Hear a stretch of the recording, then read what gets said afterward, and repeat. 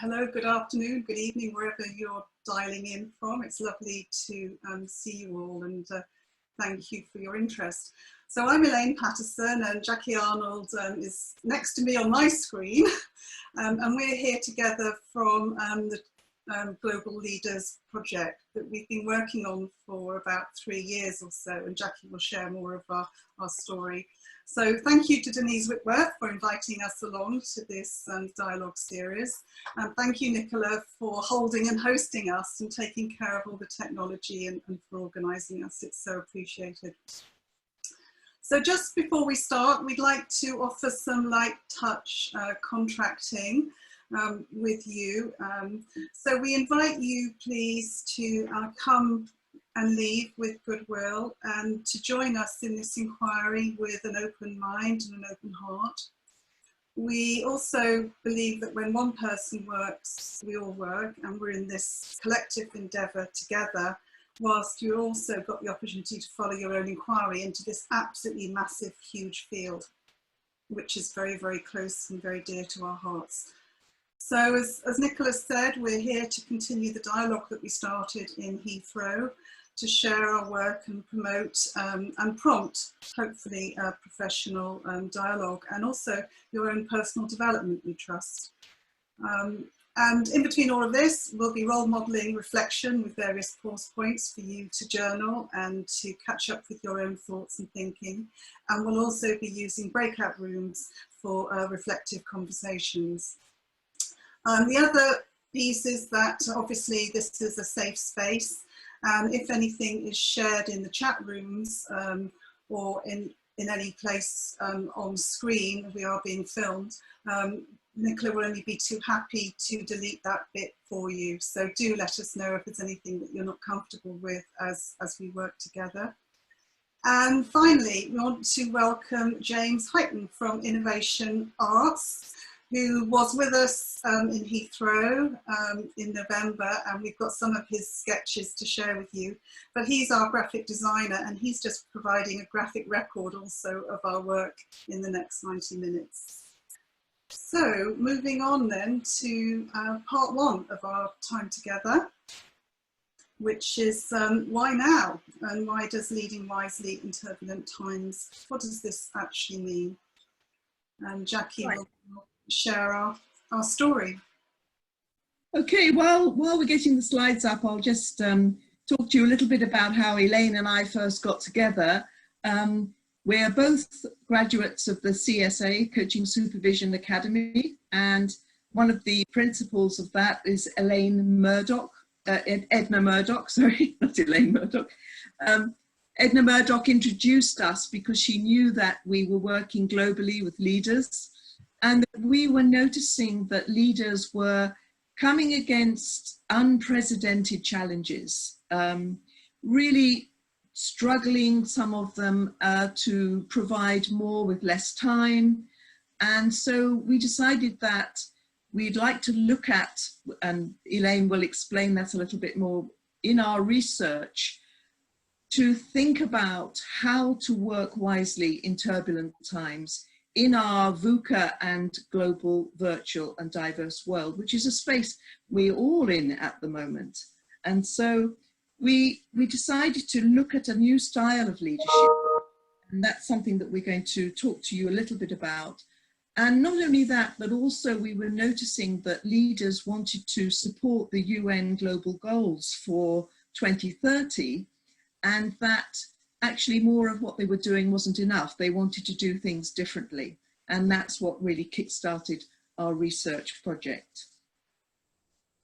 I'm going to hand over to Elaine to talk to you a little bit more about the research project. Thank you. So Nicola, if we could go to slide 3, that would be lovely. Thank you.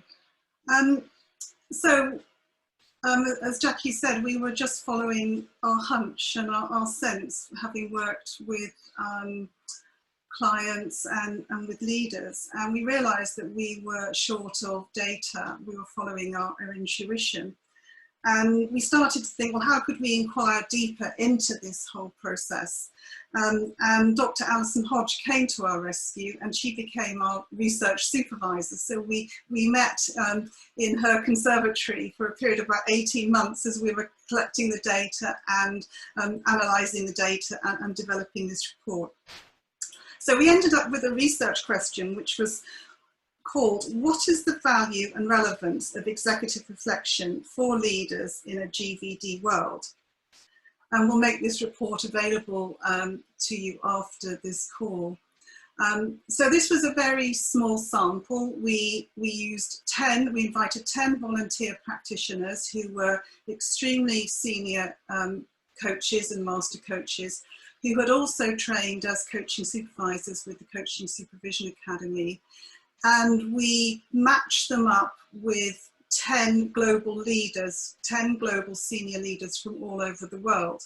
And we matched them through not so much a chemistry, but more of looking at putting names in a hat. So we just did a random matching and just took account of time zones. And so whilst it was a small sample, the thematic analysis was actually very robust and very strong. And what we're going to be sharing in our time with you this afternoon are 3 key headline findings. One was an emerging definition of GVD to complement VUCA and the VUCA world. The second was a standing away from the research and really looking at defining a new leadership style, a new reflective leadership style for this GVD VUCA world. And from there, starting to ask questions about how do we as practitioners start to develop our profile, our qualities, our competencies, our offers to work alongside leaders working in our GVD and VUCA world. We're going to be sharing with you our findings around those three core questions in the next sort of 90 minutes. And as I said, this report will be available. So, Jackie, what do we mean by GVD? Yes, so if we could have the next slide, Nicola, that's great. So, as you probably know, we've got the acronym VUCA, which is pretty well known now. And it stands for volatile, uncertain, complex, and ambiguous. And of course, all those things exist out there in the world where we're doing our coaching and supervision. And working with leaders, we realized that actually there was something missing from that acronym. So we added global, virtual, and diverse. Because we're all in that space together, aren't we, at the moment? We're definitely in the global marketplace, working across time zones, continents and cultures and language as we are today, in fact. And we're able to do that because of technology, and technology has advanced so much in recent years that we know that we're able to do that, but it does throw up challenges. And so working in this global marketplace has enabled leaders to work virtually, but sometimes throwing up incidences of, okay, how do we create relationships across virtual platforms? How do we create really strong teams? And they struggle with that, you know, and they're very, very fortunate when we come together with some of the practitioners. They said it was wonderful to have that calm oasis where they could think through things and actually come up with some strategies to meet the global demand. And then, of course, working virtually, working digitally, we all do that now. We've been forced by the pandemic to go into that realm. And some of us have been working there for quite a while, but now I think we have new technical challenges to face up to. And then, of course, diverse came from the cultural mix and blend of languages and identities, which we faced when we were supporting leaders all over the world. And of course, at that time, we were quite often traveling to different countries to do the work. And now, of course, we're in lockdown and unable to do that. But it will probably start again in the not too distant future. Whether people will travel as much as they used to, I doubt. But anyway, we are faced with diversity in a global form rather than more just a general local form. So we felt that GVD and VUCA went really well together. So I'm going to hand back to Elaine for a pause point. Oh no, so it's just now we're going to actually pause for a minute and give you some time to reflect on the GVD VUCA world, which we are all working in, and to think about, just for about 5 minutes, do these definitions resonate with you? And how do they do that? And what might be missing from these definitions in your view? Just take some 5 minutes to just breathe from your center and to journal a little bit of your reflective thoughts.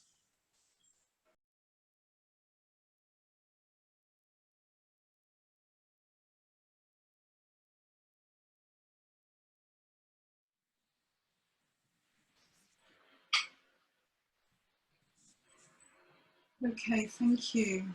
Thank you for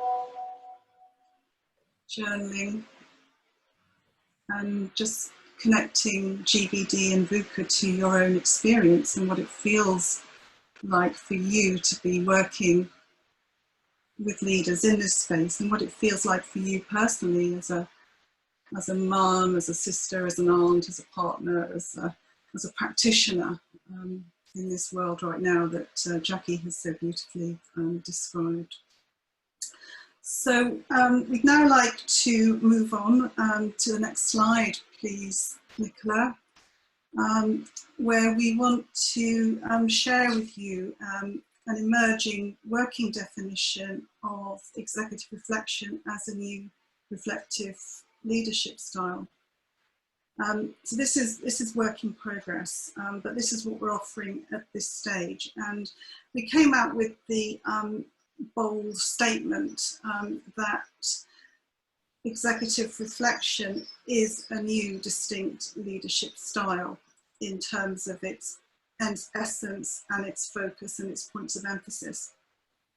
So we're offering this as a new distinct leadership style which enables global leaders to lean into today's VUCA GVD world, and through a range of powerful reflective processes discover how to wisely adapt, evolve and transform, not only themselves, but also their teams and their organisations, to both navigate the present and co-create good futures for the good of all. So there's a big sentence with a lot of ideas and concepts contained within it, some of which will be not new to you, but I hope that the packaging and the presentation feels different. And what's different here is the point of emphasis. And we're really highlighting and illuminating the point that reflection and this reflective style of leadership is a new meta skill. And this is the core capacity, quality and competency needed for our VUCA and GVD world. So this is where all the tools and techniques and expertise that we have are assumed, and they are the entry gate to working in leadership roles, but they are sufficient but no longer enough. And that this reflective adult style of learning is the key to how we can survive and thrive in this world of ours today. That these reflective processes actually give us the inner disciplines and enable us to become students to the inner disciplines within ourselves and with our teams for learning, change and transformation. And it's this reflection and reflective capacity and reflexivity which enables our clients and ourselves to make sense, to make meaning from our experiences, which is the gateway to insight and possibility and wisdom, the conversion of data, as Michael Carroll says, to wisdom.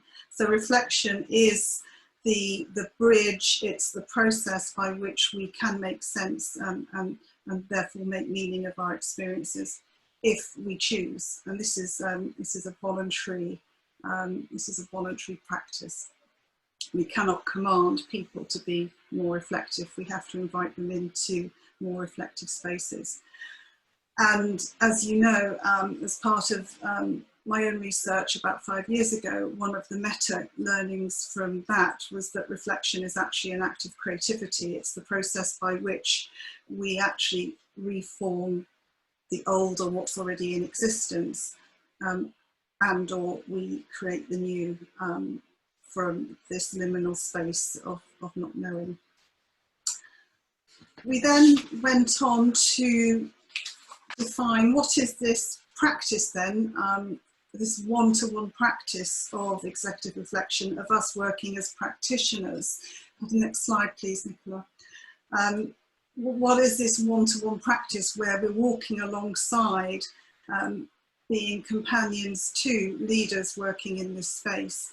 And so from the research, and we spent a long time over the dining room table just sort of trying to sort of thrash this out. And again, this is work in progress. This is an offer to you. This is one-to-one executive reflection, one-to-one work, where we're saying this is an independently co-created learning partnership and a distinct developmental practice. So we're saying this is a distinct developmental reflective practice, which is built on trust, service, and safety. That the one-to-one practitioner provides a uniquely creative, compassionate, resourceful, and generative oasis, as Jackie said, for leaders to gain a robust and deep awareness and a supervision, super-vision of who they are, why they lead, and how they lead. So this process of working in this way attends to both the personal and the professional development of the leader, and in turn resources leaders to lead wisely in turbulent times. And this word wise and wisdom kept coming up in the research, became the title of the book, and is an area we're going to be exploring with you over the course of our webinar. And yes, and this is then raising questions around this. Again, this is not completely new or unfamiliar to you, but perhaps it's the packaging which feels a bit different. And perhaps there's something around what do the accreditation systems look like, for example, for Master Coach, but we're just sort of raising these questions. So Jackie, what did we find out from Heathrow? Yes, so if we could move on to the next slide. We're talking here about, and this is some of lovely James's work, who's working with us right now. He came with us to the Heathrow roundtable discussions and captured some of the things that came out of those discussions. And we were really pleased to see that, because they're great fun, and also bring out some very serious and worthwhile points. So thank you, James, for that. So we asked at the conference roundtables, what does it mean to lead wisely in turbulent times? And I think there's two things there. First of all, we have turbulent times, which of course, in November last year, we didn't know that we would be in such turbulent times. We didn't know anything at that stage about the pandemic. We didn't know that we would be all in lockdown. And now we are even in more turbulent times as we were in November. So leading wisely, and as Elaine very clearly demonstrated just now, having that bridge into reflective practice, we feel is absolutely vital. And to go back to that oasis, I think we could underline that the research brought out that we did need that time, that space, in order to lead wisely. So that's a direct link to that. So bringing out some of the things that were mentioned to us in the feedback when we were hosting the roundtables in Heathrow, we support leaders as they feel overwhelmed and stressed, and now, of course, even more. And they also talked about that leaders were needing to do more in less time, and we all know that working with leaders. And taking work home has been becoming the norm, and of course it causes stress, and so it interrupts family life. And I suppose that's something else that we could talk about as a result of the COVID pandemic, that people are now working from home. And what does that mean for executives? What does it mean for leaders having to work from their homes? They are having to change their own style. And again, what does it mean to lead wisely from your own home when you're working virtually? And then in the roundtable, various people mentioned how difficult it was to lead global teams virtually. The cultural dynamic of that, the distance, the time zones, the understanding, the misunderstandings that might occur, and what that brings up for people. And so we reflected a little bit together with the people on the round tables, and we talked about working at a slower pace, being more reflective, deepening the relational part of our chemistry sessions. So perhaps just deepening that part when we meet people for the first time, bringing up some of the differences, but also the similarities in our own cultural background and education. We found that to be particularly useful. And some of the people on the round tables also talked about being better connected. And I suppose that again resonates with our times at the moment. How can we be better connected in these times of virtual and global working? More compassionate and empathetic was also what came up, and a softer, more human, more reflective style of leadership was also reinforced and underlined. And so we were delighted with some of the feedback that we got from the conference, and we are pleased to share that with you, but also we're going to share a little bit more of that with you later on today. So what does it mean to lead wisely in turbulent times? That's the question we're asking. Yeah, thank you. And it was so interesting at the conference because all the metaphors were around rough seas and piloting and charting and ports in storms and oases. And so this whole sort of water metaphor was really alive then and feels very real now. But what was also so interesting is that wisdom is a word that we don't really hear a lot of. It seems to have lost its place in certainly the English dictionary. It might be different in other cultures. But it was this whole inquiry about what does it mean to lead wisely with discernment. So this is a new core. How do you place things, this discernment, and how do you practice wisely, and how do you together have wise conversations? So before we ask you to go into breakout rooms, we've just got some, we've gone to some philosophers. Can we have the next slide, please? Just to sort of excite your creative juices, hopefully, because this is such a big question, but we just wanted to stimulate your thinking. So Rumi says, yesterday I was clever, so I wanted to change the world. Today I am wise, so I am changing myself. Lao Tzu said, knowing others is intelligence, and knowing yourself is true wisdom.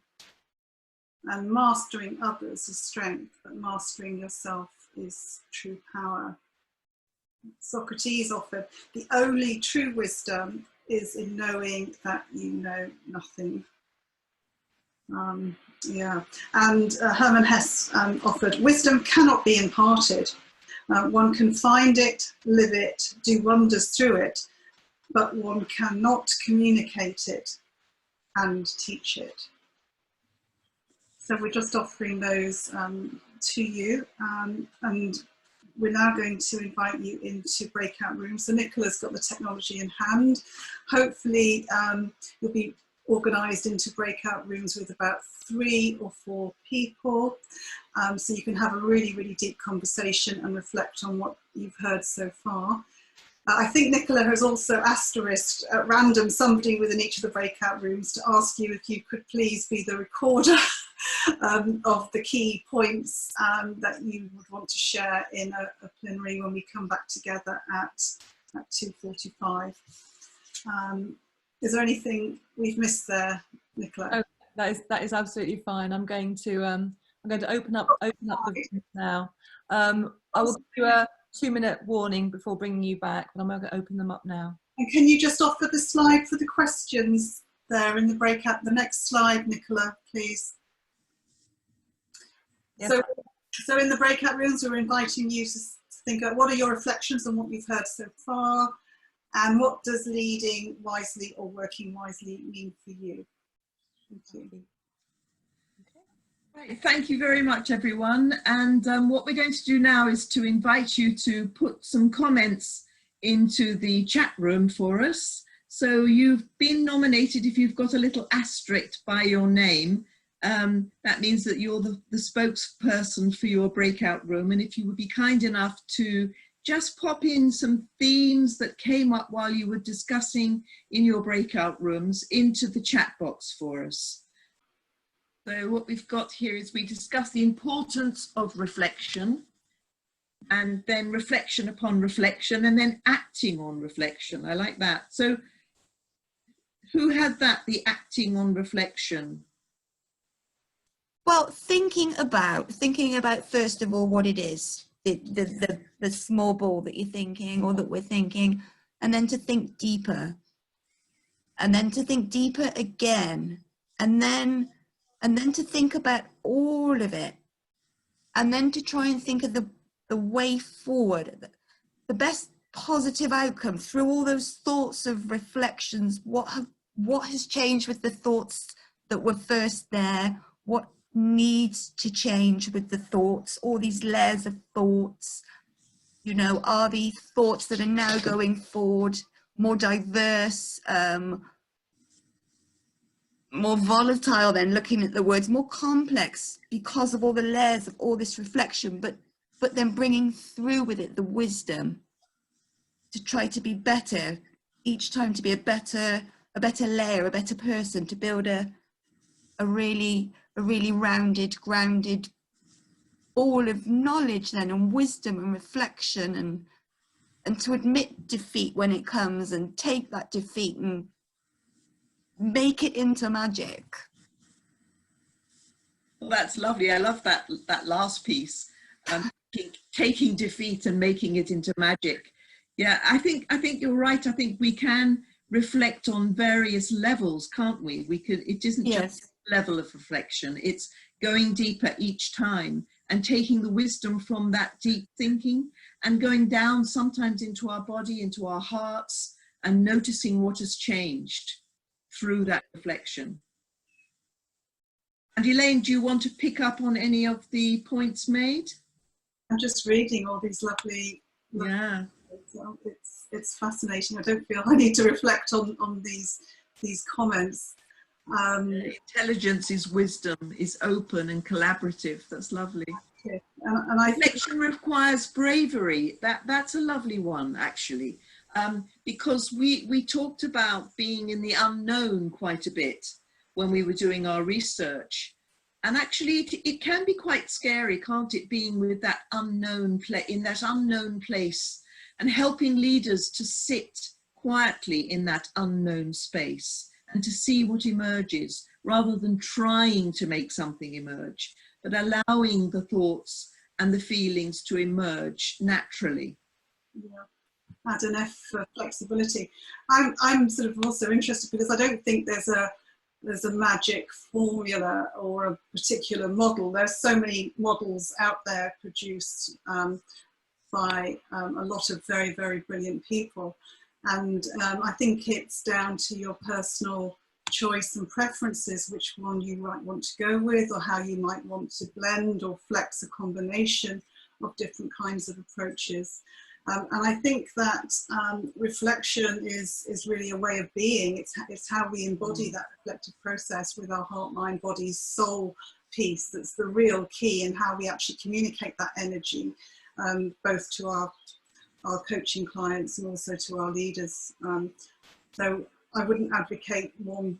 I think they're all excellent, and I think it's how you hold yourself in the inquiry and how you live the questions that's the absolute key here.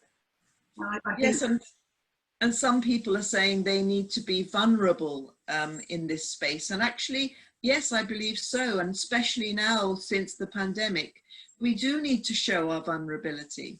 You know, I think we were talking earlier about how the virtual world has become perhaps less formal, probably more informal, and that actually we can show up as authentic people in those spaces. We can be vulnerable, and actually sharing our vulnerability is a pathway to real creative wisdom. yeah. And it's how we're connecting at the level of our humanity and our shared humanity, because in this fertile void of not knowing, where everything that we, pretty much everything, we're taking is having to be re-examined, looked at, held up for scrutiny and checked. So all of our assumptions and our mindsets and our ways of doing and being are being foundationally challenged in a way they weren't even in November. So I feel this search for wisdom is also very elusive, but it's actually in our humility and in our humanity and in our not knowing that together we come to a place of what is wise, what is wisdom, and how we then place. I major a lot on placing and discernment. How do we place? How do we discern what is a better or a more appropriate answer or choice? We have lots of choices in this world, so how do we discern which choice is the kinder, more compassionate, more relational, the more in service of purpose, the more in service of well-being? There's no answer. I think there's no easy answer. But I agree. I think it requires bravery and a willingness to be honest, and I think a lot of it is actually us being vulnerable and letting go of what we think we know in order to be open to what is wanting to emerge in this liminal space, this fertile void. And it's our willingness to step into the unknown and be there and not rush out of it, which is one of the things we're labelling as reflective practice and reflective leadership. Yes, thank you, Elaine, and I agree. You know, it does require a huge shift in corporate leadership culture, which is one of the comments, and I would agree with that. But we have to start small, don't we? We have to start with maybe one or two key questions, maybe a little bit more of an incisive challenge question to promote that discussion, and it's how we do that. What we'd like to do now is to pause for a moment for you to reflect on some of these wonderful comments that have been coming up. No doubt you've been reading through them, and for you to absorb some of those comments and some of the discussions that have been going on, and just note down for your own journal, for your own wisdom, some of those themes that might resonate with you.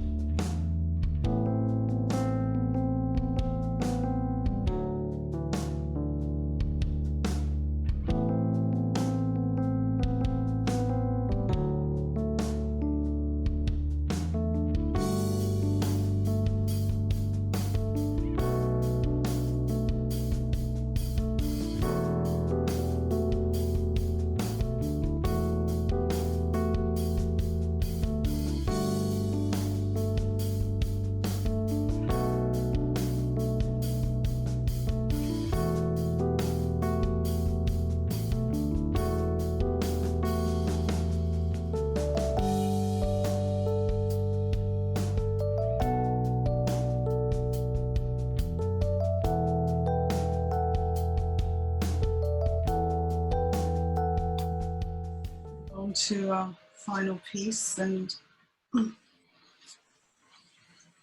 take a change breath and move in some ways the focus away from out there into you, into who you are as a practitioner and how you work. And at Heathrow, when we asked practitioners what it felt like to lead, help leaders to lead wisely, we had lots of metaphors, as we mentioned, about the ocean and the sea and the waves and the wind and the weather. But there was also real connection on a very, very human level. So there was letting go of old ways of working, picking up on a lot of grief where leaders need to let go of old paradigms, working with a huge sense of loss, to be present with the not knowing required them, they felt to be empty and an emptiness. Also huge gratitude to be in the dialogue, hugely optimistic and feeling very privileged to be working in this way. Feeling sad with their individual and collective predicament, feeling anxiety as a visceral sense, the need to feel relationships are safe and secure for the work to begin, for the not knowing, as a lot of you said in the chat rooms, to actually have the courage to sit in the vulnerability and the not knowing, feeling grounded, feeling people's defendedness against the turbulence, some denial, and remembering my job is not to solve the problems which can get in the way and cause the interference. And also the practitioners also being very honest and saying, I can feel this responsibility, you know, and people were sort of just breathing heavily and saying, this is, it feels heavy, it feels sometimes too much. How do I take care of myself? So we want to spend the last half an hour with you just looking at supporting and resourcing ourselves to work in this way. And what we'd like to do from the research, if we could have the next slide please, Nicola, is develop again a kind of working definition of what is the profile of a practitioner working in this space. And again, this might not be new, but a combination is putting an emphasis and shining a light in different areas of emphasis. And so what we found from the research document was that in order to work in this space of not knowing across continents in global virtual world, was that practitioners needed to be mature and skilled and seasoned and eclectic, whatever that means. And there was no one brand. It was just allowing our uniqueness to really come through and shine through and to be offered in the work as we connected on a very human level through the relational presence that we were able to create with our clients. And so from the research, we just offer you this working definition. We said this one-to-one practitioner works as an independent and confidential witness, companion, mirror and observer, providing a creative space and non-judgmental container for deep thinking and reflection. The practitioner creates the personal and environmental field conditions for the leader to gain profound insight, resourcing and learning, to ignite personal, team and organisational change and wise action. Not just any action, but wise action. So we'll offer you that as food for thought in the breakout rooms in a moment, but can we just go to the next slide, please, Nicola? And so we were asking people in November, and this is for you to build on, working at the bottom of Otto Scharmer's U-curve, ability to step into the unknown, understanding energy field and our own energy, relational presence, cultural awareness, work on self, radical self-care in all of its forms. That was really emphasised. Self-love, relationships, sleep, hydration, exercise, diet, supervision, deep curiosity around who we are and what we're made of, making sense of our own turbulence, accessing our own wisest self, fully knowing ourselves if that's possible, opening our field of perception, circle of connectedness, which was one of the points made in the chat room, focusing on love and not fear, deep listening, emptying and finding our emptiness, being present, showing up, regular CPD, regular and continuous supervision, a place to put the stuff on a thematic level, inverted commas, need to find release from what we're carrying, we're all being actions in a way. So that was just to give you a sense for you to then build on the dialogue from Heathrow today. And so we'd now like to invite you back into the same breakout rooms for you to deepen your conversation and to work on this following question. And the question is, what training, support and resourcing of yourself as a practitioner working in this area is needed to help leaders to lead wisely in our VUCA GVD world? What do you need here right now to support you going forward? Hello, welcome back. We're just saying, we're very interesting to see, looking through the lens of James as our graphic designer, using another focus. Another dimension. So can we please invite the asterisk person from each breakout room to type into the chat room your sort of headline reflections and thoughts, and anybody else who's got something they really want to say, very welcome, love to hear from you. What training, support and resourcing do you like, need or want to help you to resource leaders to lead wisely? Oh. Different markets across Europe have different readiness for effective coaching. Thank you. Yes, that would be interesting to reflect on and wonder why that is. Practicalities of the model, its application. We also see benefit in using derivation of coach supervision as opposed to coaching. Absolutely, Alex. Love that comment. From coach to resident philosopher, the key thing for us is to reflect ourselves before we coach others. What are our tools? What's our aim? Opportunity to find and clean up everything. Yes, Liz, thank you for your group. As a coach. To understand the question. Courses. Ah, yes. To better understand the somatic element of reflection, not just intellectualized thinking. Yes, totally agree. For the soul.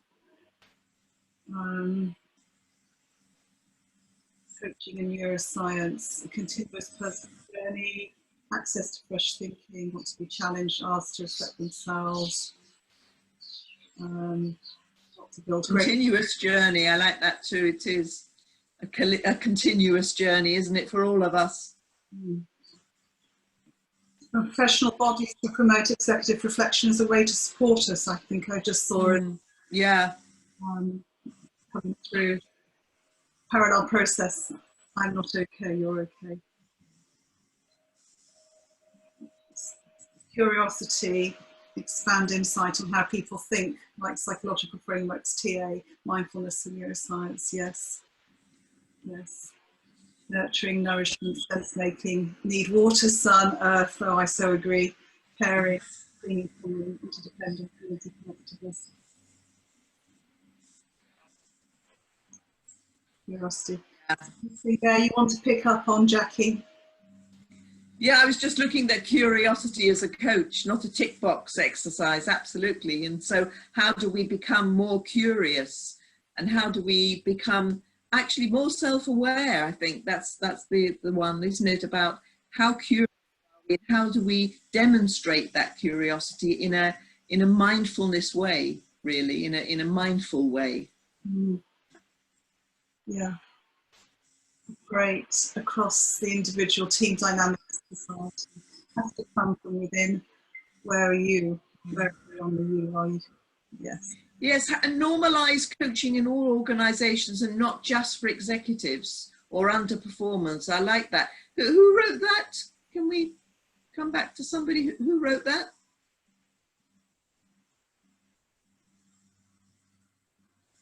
It's me. Ah. Can you expand on that a little for us? I suppose it's to take away the stigma of coaching, that it's not just a process and it's not just for the high performers or people that are underperforming. It's not a big quick fix, or I suppose in the executive, it's almost seen as a reward. So it's two extremes. So it's Yes. to bring the coaching culture across the organization for everybody, to make it normal. That's a lovely point, Audrey. Thank you for that. Yeah. Welcome. Thank you for allowing me to expand. And we're all human beings, from the highest leader to the smallest worker, which echoes what you're saying. All individuals sharing our resources to gain power, response, positive leadership, starting from within ourselves. And I like that, starting from within ourselves, within our bodies, listening to our hearts and our guts, I think, as well as our minds. You know, we talked a lot about thinking earlier, and I think actually if we go down into our body and we breathe from our heart, we get some messages from our heart as well as our head, and that's really important.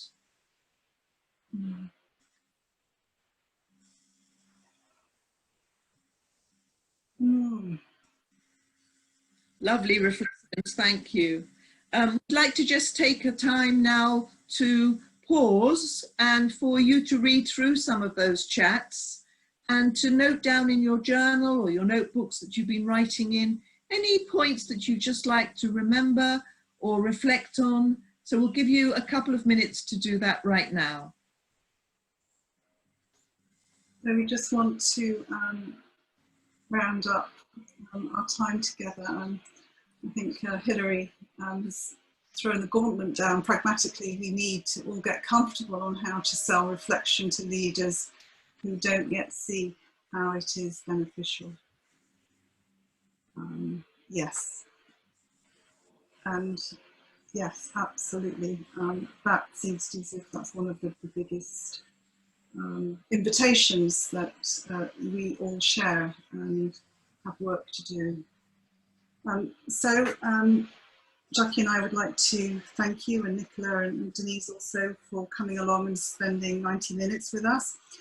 We'll be writing up all these lovely points of feedback in the chat rooms, and we'll be sharing those back out with you and creating a report from November's conversation, from today's conversation, plus all of the graphics that James is producing for us. We'd love for your feedback. Nicola has just put a request into the chat box. Thank you, Nicola, for holding this. And just leave you with a quote from me and like a quote from Jackie. My final quote for consideration is the Albert Einstein quote, which is, "Problems cannot be solved from the consciousness that created them." Yeah, and that's something that we both adhere to. And also I'd like to just leave you with a passage from our book, page 15. We wrote that we present executive reflection as a new international leadership style and antidote to global leadership challenge, and wherever you are across the globe. And we offer executive as the inspiration, the map, the support, the resource for leaders and their coaches, and need to navigate in today's radical uncertainty, enabling them to captain new futures for themselves and their teams and their organizations, and to both deliver their organizational purpose and playing their part in the implementation of the UN's 2030 Global Goals for Sustainable Development, because we feel that the UN's 2030 Global Goals are something to really aspire to, and for us to support leaders to aspire to them and make sure that we actually do meet those goals. So we'd like to end with that, and we'd like to end by saying thank you very much for joining us. And this is our book, which I'm sure you know about, we look forward to speaking to you soon. Thank you very much for your attendance and your comments. We really value them.